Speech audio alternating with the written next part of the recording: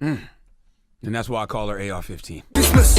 I give you scrap the very next day. You boom boom boom. Angela, what do we make of the fact that we have an African-American president? There is a theory, Malcolm Gladwell talks about it in his recent podcast, that the fact that you have allowed in a member of an excluded minority in a strange way then gives you license to continue the old pattern of discrimination. Sort of like after you go to the gym, you feel like you've earned the right to have a milkshake. Does that make any sense to you, that the fact that you have elected an African-American actually could mean a certain reversion to patterns of discrimination?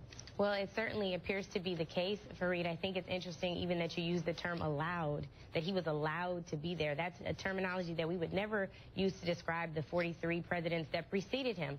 I think to put this in context, I'll use an example that hopefully I don't get in trouble with a person on my team for sharing. But after these shootings happened, he was in tears. And he's like a little brother to me, and he was crying. He said, I can't believe that this is our experience and we have a black man in the White House, that this continues to be our experience. It's one that we certainly could identify with from hearing the stories of our grandfathers and fathers and all of our ancestors.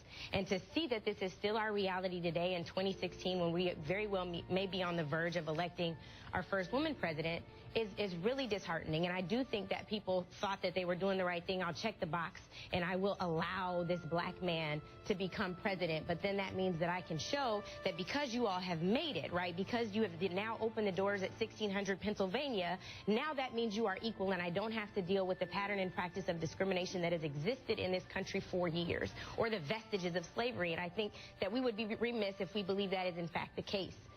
If you compare Donald Trump, and I hate to make this political, but if you compare Donald Trump and what he is allowed to do compared to Barack Obama and what he can't do, the things that are allowed to come out of Donald Trump's mouth that Barack Obama could never say, I think that is illuminating in and of itself. The fact that his campaign slogan could be, make America great again, and that pains me and people who look like me to no end. The fact that he could reference something like Operation Wetback in a debate where hundreds of our Mexican brothers and sisters were killed, slaughtered, and taken out of this country because someone didn't allow them to be here anymore, is exactly the problem. The last time America was great to me, Fareed, was in 2008 when he was elected president. And ever since then, we've been paying the price for that.